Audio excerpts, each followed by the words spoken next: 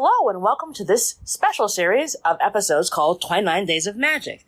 During Black History Month, the month of February, I'll be interviewing a Black woman a day who's from business and entrepreneurship. You name it, I'm going to have a chat with her. The idea for this is to show off the amazingness of Black women throughout various industries. I hope you take a listen, like, share, review, and be inspired by these incredible stories. Take a listen. Hello, and welcome to this episode of the Reset Podcast. I'm your host, Laura Munoz, CEO of the cultural communications agency, The Flash. Each episode, I bring on a different business leader who's doing game-changing work. And this episode, I am so excited to have Ericka Riggs, who is the Chief Diversity, Equity, and Inclusion Officer at Omnicom Specialty Marketing Group. She is a trailblazer, game changer, and so much more. It'll be a fantastic conversation. Take a listen. Hey, Ericka. Hey, Laura. How's it going? Well, it's been a long day. It's been a productive day as we put our capes on. I don't know. I still have my cape on right now. So until that comes off, it's still my day. And I'm very happy to be ending the day talking to one of my favorite people. Oh, thanks, Ericka. I'm same here. So the way the podcast always works is the first question is always the same. So, Ericka, what was your first job? I've had so many jobs, but I would have to say that my first job was a cleaning service that I started with my sister, and our client was my father's office. And he would take us on Saturdays, and we really did clean. I mean, he taught us how to clean, just like as if we were a cleaning service. We got paid for it. We learned how back then, old school, we had, a little ledger. So I'd have to know how to put my money a little bit here, a little bit in savings, and, the rest was ours to do whatever we needed to do. Awesome. Yeah. And so what did you learn from that experience? Well, one of the things that I knew early on was I didn't want a cleaning business. I did not want that to be, and I no disrespect, because both of my grandmothers were cleaning women. That's how they raised their kids. But I knew I didn't want that aspect of it. What I loved about it was the business side of it, which was I would go in, and back then we're talking, I don't want to tell you how long ago that was, but I love the whole office. I love, looking at my father's chair, knowing that he had some modicum of power and, was making decisions. And I wanted to be in that world. I love the conference room, and I've always been eyeing the boardroom. So I think that's what I learned. I learned what I didn't want, and I learned what to aspire to. And I think inadvertently, my father did that in a way that was a soft, not knock on the head. You should be this, you know what I mean? It was very unconscious. It was a very unconscious kind of brainwashing, if you will. Oh, I totally understand that one. Indeed. So, okay, to go from that job to where you are now, what's that career journey been like?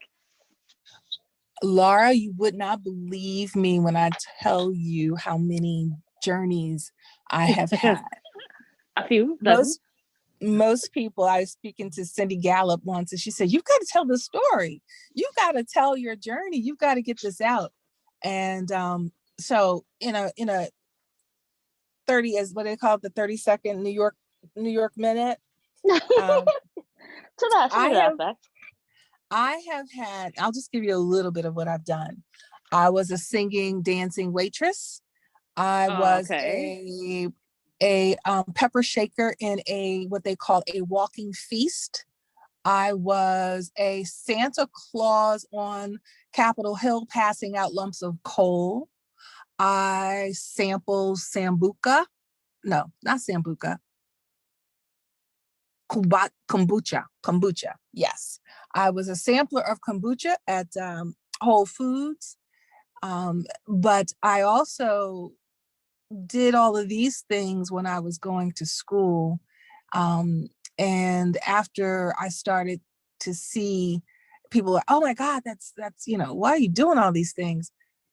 But they were all very interesting because being a walking pepper shaker, it was like a silver dress with a hoop on the bottom.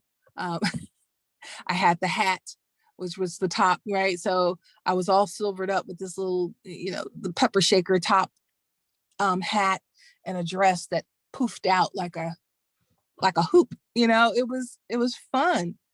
And what was fun about it was I got to meet the people who actually thought of that craziness and who even developed the moving feast. And they were event planners. And I didn't even realize that that was an option. And I've always been a very creative person. And I think that was very difficult. When I went away to go to school, I went to Howard University. And when I got there, not only was I overwhelmed because of the placement, it was in the inner city. And I'm a girl from Dallas. I'm from Texas. I spent my summers running barefoot in the country down in Emory, not far from, if anybody likes Chip and Joanna Gaines, not far from them, Canton and all those places.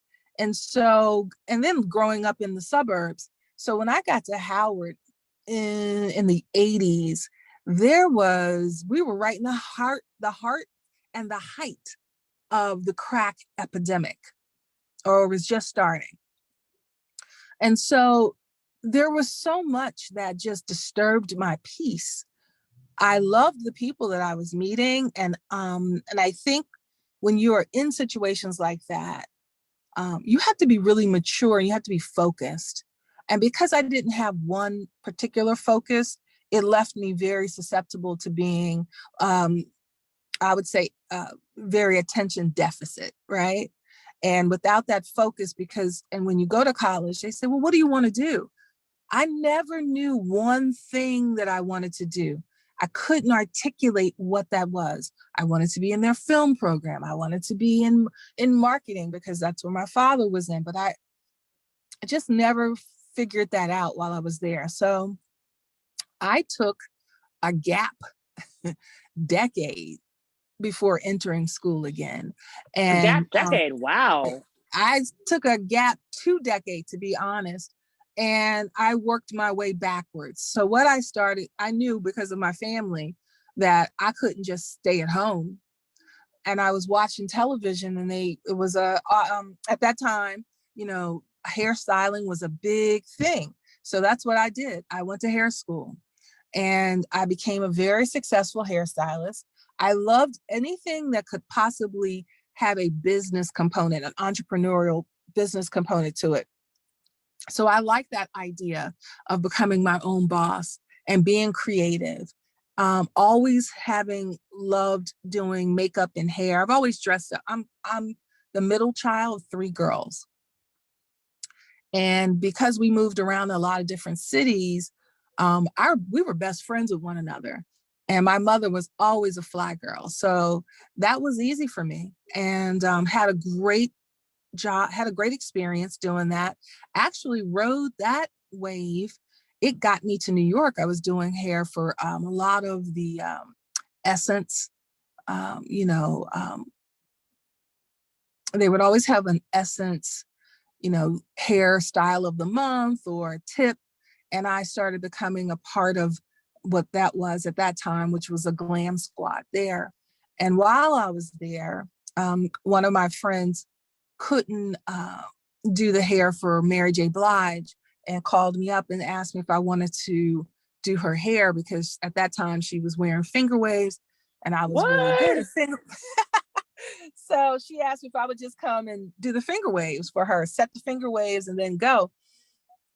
And I was like, sure. And I really wasn't even expecting to get paid. I was still thinking, hair salon prices. And she said, I'll give you, what's your day rate?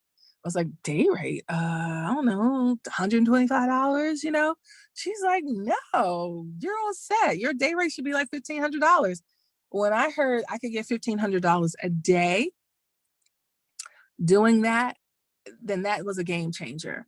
And before I knew it, I was doing pretty much a lot of artists. I was helping to develop new artists that people were bringing. up to New York and trying to get signed. And once they got signed, so I got a position with Andre Harrell at Uptown Records.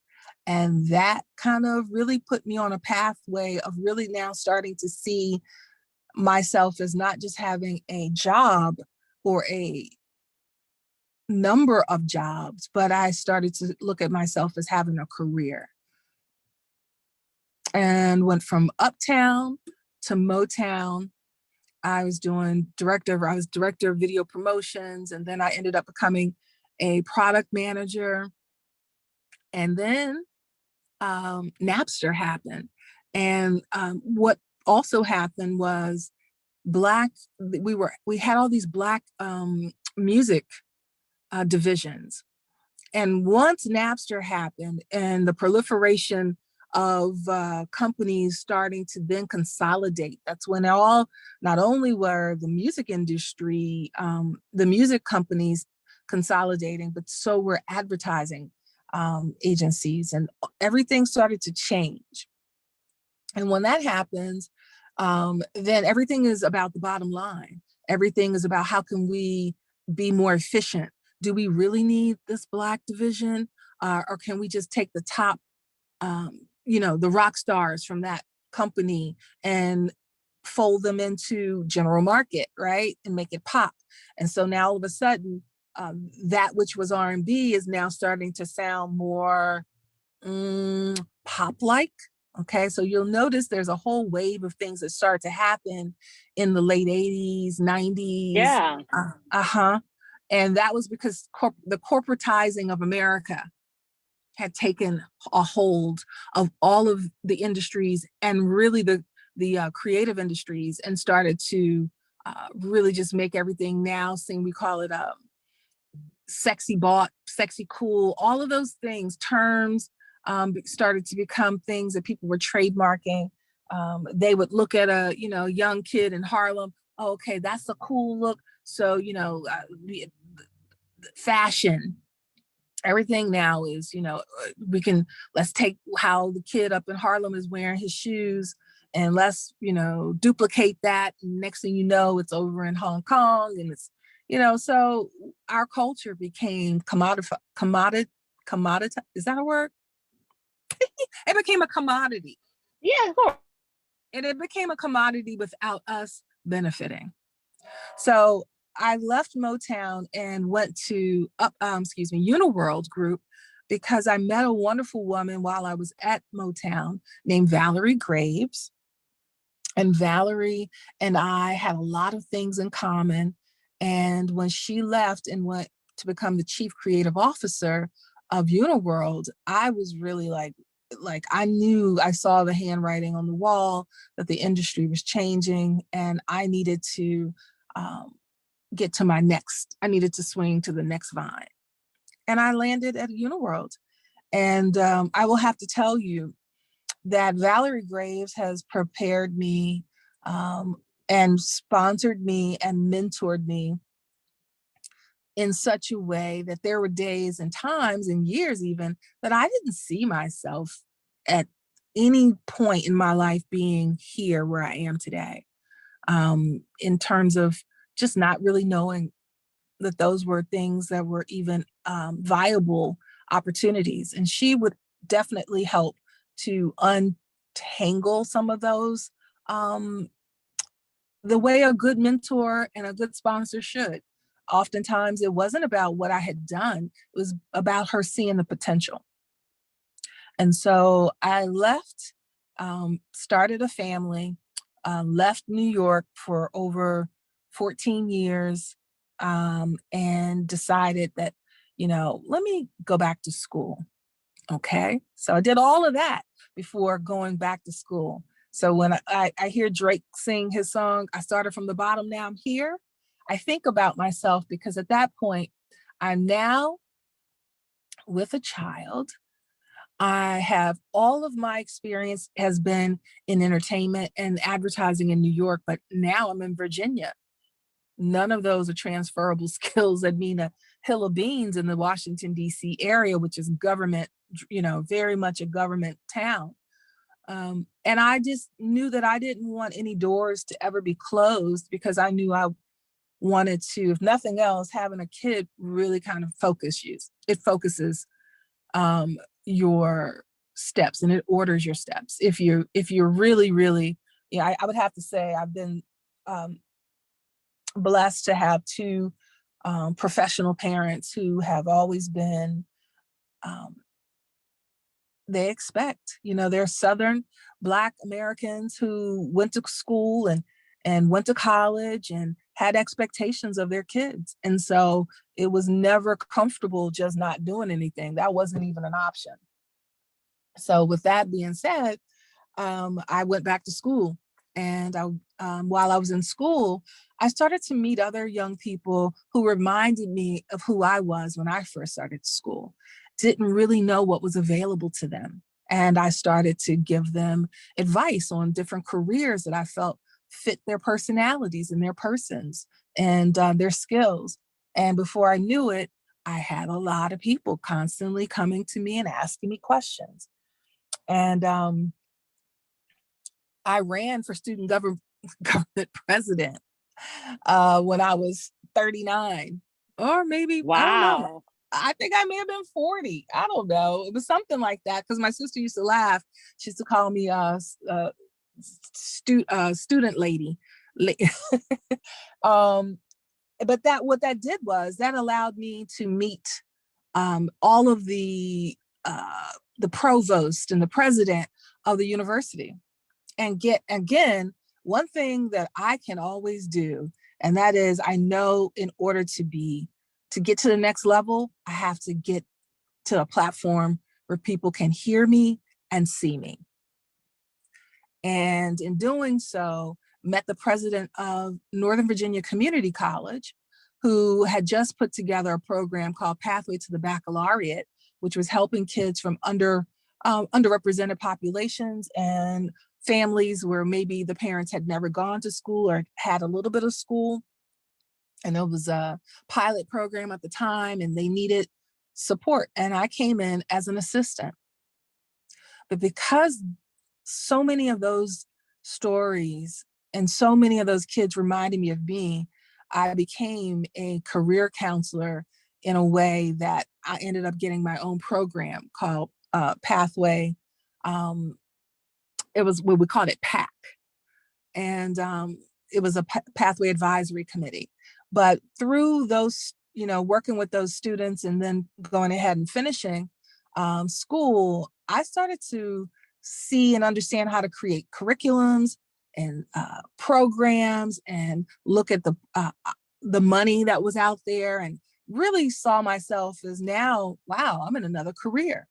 I'm creating programs to help these different communities and industries get some very young, amazing talent. And so the students loved me. I loved them. I created so many programs that help those students to get to, now we have students that are, as a matter of fact, my daughter's physical therapist. She was one of my students, so it was an amazing experience. But I knew after 10 years, I was ready. I go to Miami for the American Black Film Festival, which I'd also worked on while I was at Uniworld. And who's there? Valerie. Valerie's there because her nephew is a filmmaker. And she says, let's get breakfast. So we meet in Miami, and our breakfast turns to lunch, turns to dinner. And she says, I think, would you be ready to come? Would you be willing to come to New York? Because, the Ad Club of New York, I've been a volunteer and a board member there for many years, and they're looking for someone to do this, this D&I work. And honestly, I didn't know what she was talking about, but I just knew I had to make my next move. And I didn't know what that looked like, but I was at this point now confident enough that whatever it was, if it was dealing with programs they had started, she was talking about a fellowship program that had just begun, and so forth and so on. And so I said, sure. And so she introduced me to Gina. I went up to New York. Gina offered me the position on the spot. I didn't leave her office without the position. And what was interesting Wow. was, what was interesting. Now that's because I think two things. I think Valerie, being the respected person that she is, had really offered a lot of weight. But I also put together um, a presentation. I had no job at that point. I had no job description, but Valerie had armed me with the program that she was taught, the fellowship program and so forth. And I said, well, that's transferable to what I've been doing. This is what I've been doing for the last 10 years is creating programs. I know not only how to fund them, but I know how to run them. And I left that day, and she called me the next day, and she was like, oh, I was so excited. I forgot to introduce you to the rest of the team. And I didn't know really what that meant. But now I'm back in Virginia. And I'm like, okay, well, when do you want me to come back? And she's like, well, could you come back on, I'll say Wednesday? And it was Monday. And I said, okay. So I hopped back up to New York on my own dime. And I had to meet with the whole group. Now, I had not really had a whole lot of experience interviewing. So I wasn't really sure if I was being interviewed or if that, I wasn't sure, but I literally met everybody that day. And then I went back home, and she reached out and said, well, everyone likes you, but, you live in Virginia, and, the job is here. And I said, well, I'm going to move. I would move. Absolutely. I would move. And so after maybe 2 or 3 weeks of that, I finally got the position. I got the offer, and I moved to New York in 2016. And I basically got to the Ad Club of New York, and advertising, from whence I remember, had changed. When we were at Uniworld, everything was in-house. We had media, we had production, we had basically everything was inside of one agency, right? And now I come back, and you've got media companies separate from the agency world. You have all these different things, but I had to run fast. I hit the ground running. I met a lot of people. Sandra Sims Williams is on the board there. I was supported by her. I was supported by so many people that when I finally got my sea legs, there was no stopping me, because I at that time, and still until COVID, I was going back and forth between Tuesday and Friday. I was there at the Ad Club, and then I would get on a bus or a train or a car or whatever was moving, and go back home to Virginia. And I did that for 4 years. And what I'm most proud about is the fact that I not only taught myself that you don't necessarily have to have you don't need to check all the boxes on a job description, but you definitely have to have the curiosity, the tenacity, and be able to learn, and be able to be open to learning, and run fast. And that's what I did. And I really feel like, I made an impact. I know that the program now is in its 5th year. That's the I'm Part Fellowship program. But I also, changed the way our internship was being run, in terms of it wasn't placing enough BIPOC. And I don't like that term, BIPOC. So I'm going to break that down. It wasn't placing enough Black and brown people, kids, students into the advertising internships that were available to them. So I basically started to recognize that we needed to do a masked, take the name off, take the GPA off, take the school off, before we send out some of these, these applications, and try and get them placed. And so that also became a program where I'm proud to say we started to have over 65% engagement there. Whereas when I came in, it may on a good day have been 20% maybe, Black and brown Wow. kids. Mm-hmm. What else? I also made sure that the HBCU became a central theme. I was educating the ad club on culture and things outside. One of the things I find as a Black person working is oftentimes your job doesn't end at 5 o'clock and you go home. We have, let's see, today, Laura, I've seen you possibly on two things. I've seen you either sit on a panel or I've seen you as a part of the We All Rise, So a lot of our work is done in the community. There's a lot of community development that we have to do. There's a lot of networking that we have to do amongst one another outside of that 9 to 5 that a lot of my white counterparts don't do. They go home to their kids, they go to the gym, because I don't know if that's because they feel like, everything is going to be okay. It is what it is. And they do their job and they go home, or, why that is the way that it is. I don't think we have enough time on this call to discuss that, because I think that's a whole nother subject, but it's the truth. So, I would spend so much my time. I would go home probably about by midnight most nights, because I had gone out and supported and been at all these different programs and places and faces and, felt like a politician in a way.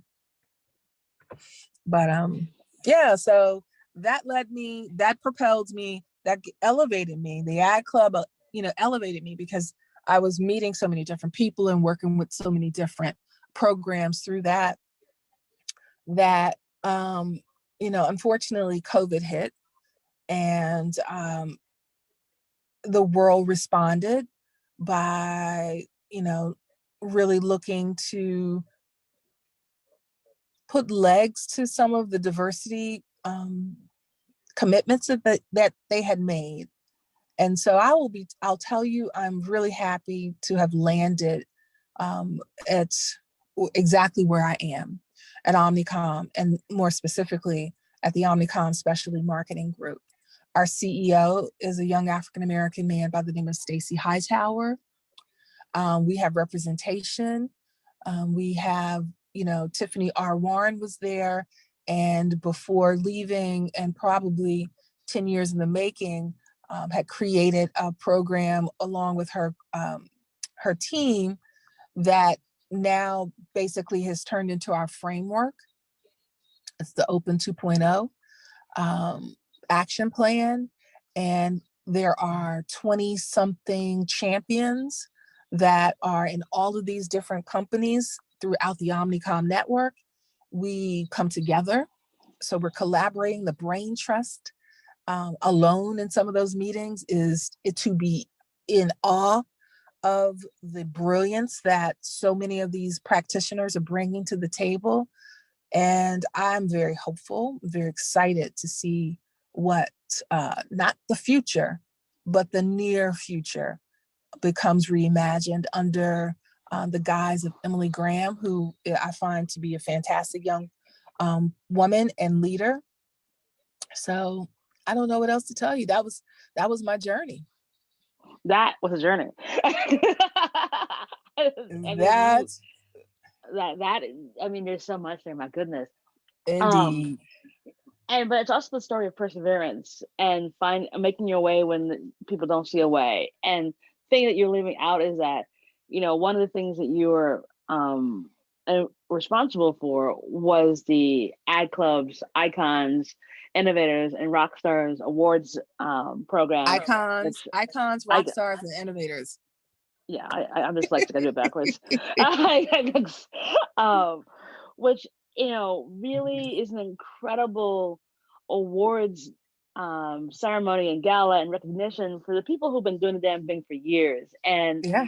last year when we right before the world shut down, there was live awards, and it was such a wonderful like family reunion, seeing so many great folks who've been at it for years and getting that recognition. And now, full disclosure, I have won this year. I'm a rock star.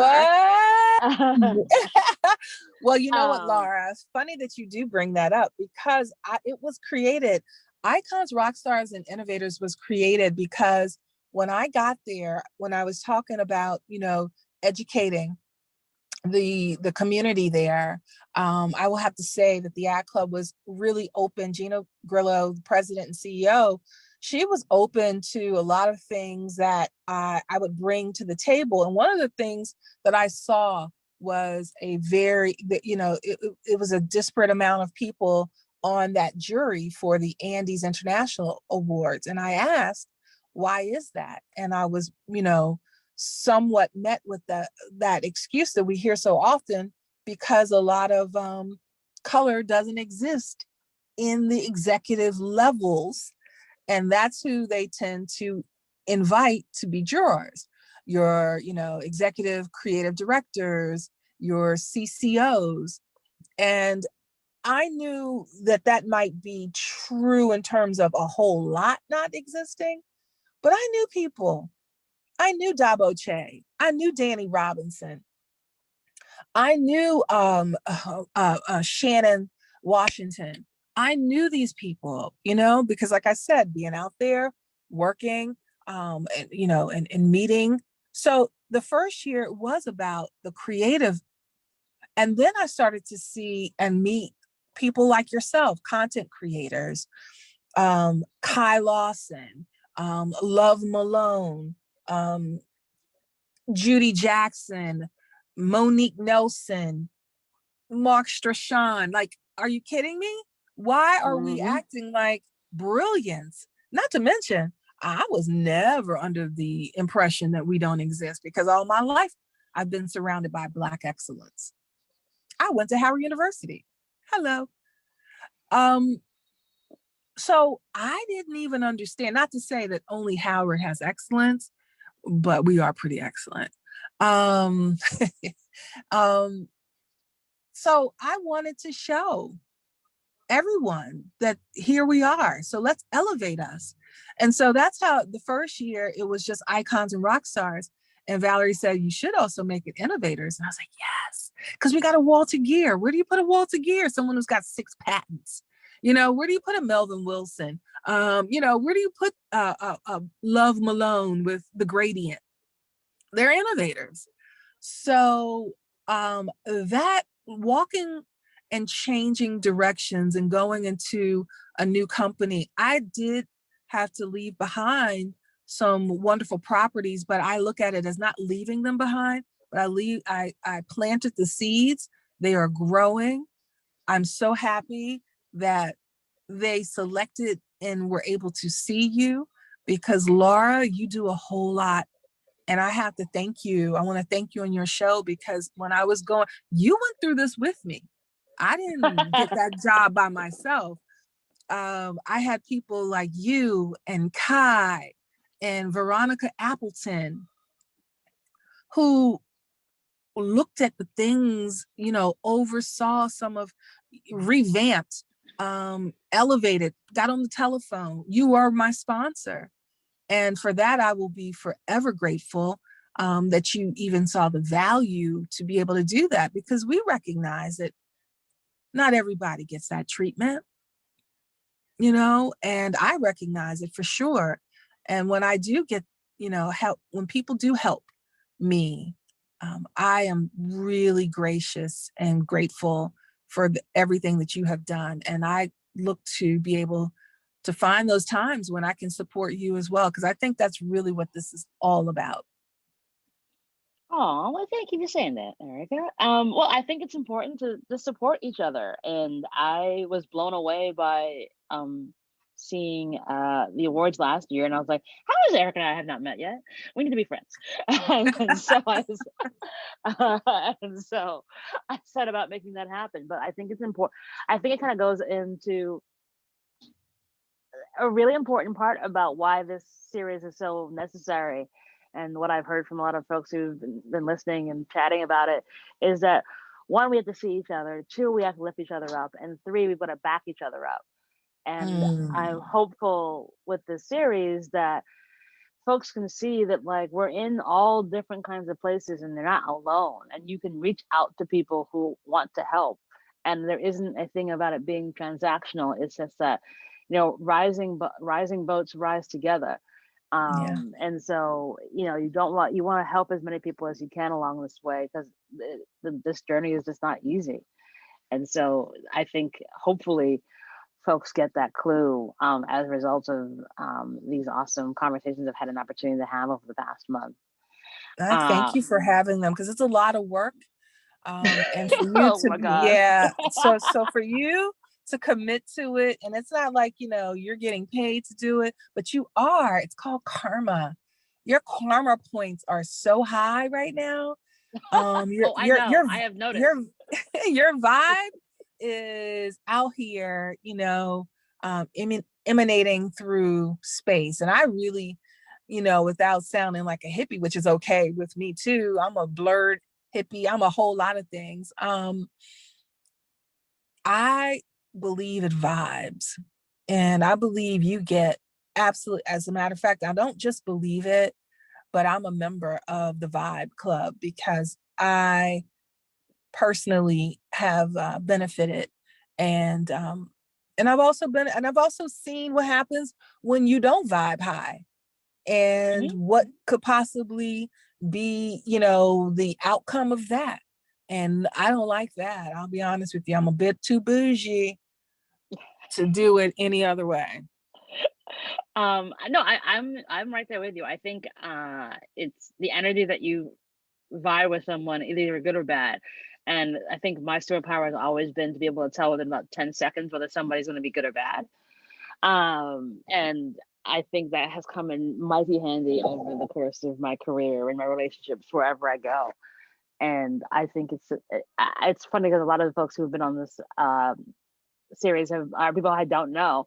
Actually, most people are people I don't know, and it's like the universe is sending me only good vibes along the way in terms of folks I'm getting to interview. So I would agree with you on that. And it's interesting because when you think about it, and how we get to where we are right now, and all the kind of wacky ups and downs we might have, what do you think you'd tell 25-year-old Ericka? 25-year-old Ericka. Let me think about 25-year, because 25-year-old Ericka was having so much fun. I even if I told her, I don't know. I think what I would have said to her was, you can have it all. Meaning, you can have the interesting, the fun, the journey, the job, the career. Mm, but actually, I'll take that back. What would Ericka tell the 25-year-old? Keep doing it, keep going for it, keep being you. That's what I would tell her. Yep. Don't change a thing. Oh, don't say this. Don't change a thing. Because if I did, so much of what I do is a part of that testimony, is a part of my own personal testimony. Um, my daughter often will tell me, she'll try and come in and, oh mom, I did this, and I'm like, listen, stop trying to die every day. Don't let life beat you down. Don't let these small things continuously be so huge that it is always a problem. Or you you gotta believe me when I tell you. But more importantly, you got to start having an internal dialogue. You've got to choose happy. You've got to choose success. You've got to choose to get over it. These are choices. It's not by, uh, you just can't go through life unconsciously aware of what you're manifesting, right? So she'll, oh, you you don't care. You always say that. And I'm like, if I could just give you one of my journeys and tell you how I've been able to make it, then you should believe me, because I have had to go through a lot to get to where I am. I love it. That's a great one. It's not because, like, the journey is a journey and you can't change any of it. You just kind of gotta go through and put one foot in front of the other. We're so excited to have Soho Works as the sponsor for the 29 Days of Magic campaign. They're designed by Soho House, and their workspaces to help creative thinkers, businesses small and large, connect, collaborate, and grow. And it's where I'm recording all the episodes of 29 Days of Magic. It's a safe, wonderful, and collaborative experience. I'm currently in the Brooklyn location, but they have locations, one else in New York City, in the Meatpacking District, one in LA, 5 in the UK, and they give you that kind of home away from home feeling with all the tools, technology, equipment to help you do your best work. Like I said, it's an amazing location, feels safe. I've been able to meet some really awesome people, which you haven't been able to do a lot because of the fact of COVID. So it's been a wonderful experience being able to record here and help build community. So if you want to find out more information about it, please go to sohoworks.com to get more information and tell them I sent you. And now back to the show. So navigating all of this, going through COVID, what in the world are you doing for your self-care? Well, one wonderful outcome has been I've been able to not be on the road. I've been able to spend time with my daughter at a very formidable time in her life as a junior in high school. Someone who's, she's driving, she's dating, so being a part of her life and not being torn and having to hit that 3:30 a.m. train, Amtrak from DC to New York, that is a blessing that and she's so much fun and she's happy. So she is like really, and I get to spend time with my sister, who's also a business owner and fun. And, my parents who have, they're 82. So our family has gotten together and I'm a part of it. I'm present. And so I will say self-care is the love that I'm receiving with my family. And then there are things that I like to do. Like I am a HGTV fanatic. Same. And I've seen your tweets. Okay. Did you hear about Ina Gardner today? I think Ina Gardner needs a Black friend. Okay. Because I've been watching. I want to drink with her. I want to drink with Ina Gardner so bad. But I'm going to need to tell her she needs a Black friend. But yeah, she, so I love, I've been able to help kind of deconstruct my parents' house and places that, we need to get to and get, work on. And so that's fun to me.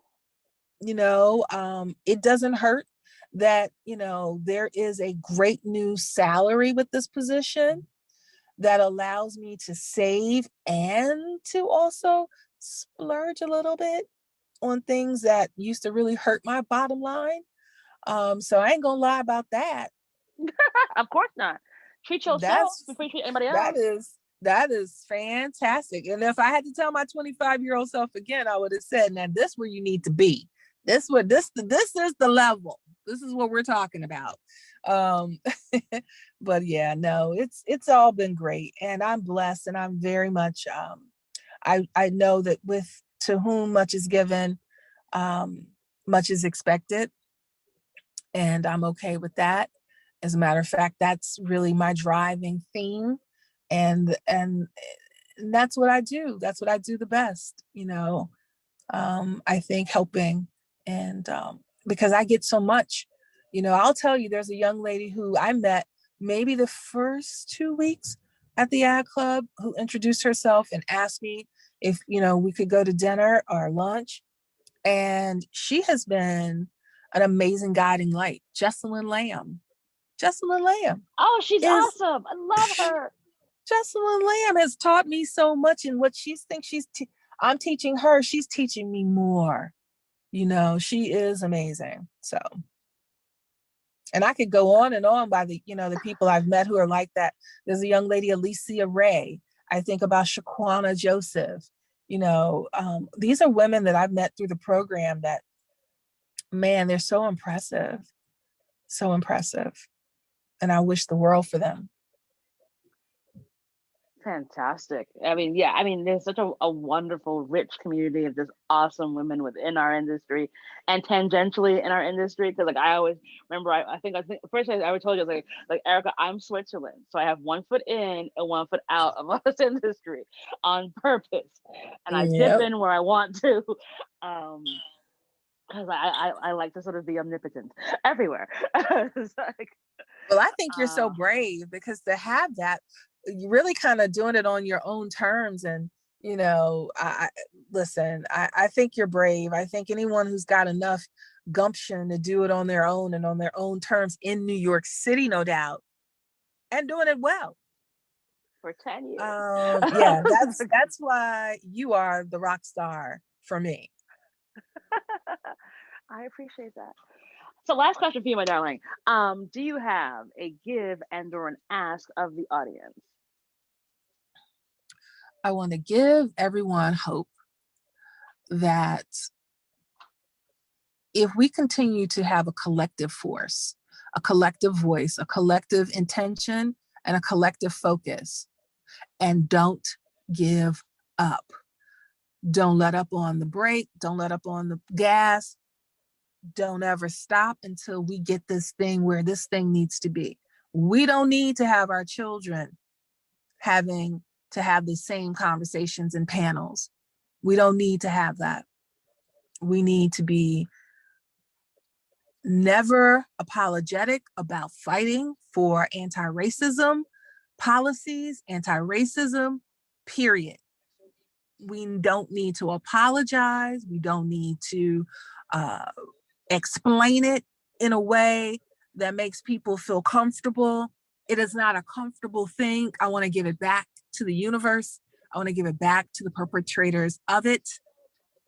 And until that happens, my ask is that you work with me and others like me to make sure that this becomes a true reality, that we are walking in our own purpose. And every day we wake up, we just show up because we are who we are, brilliant, Black, and fabulous. Well, did you plan that? Because it's like the perfect way to end the show, Ericka. Let me tell you something. That's conviction. That's from my heart.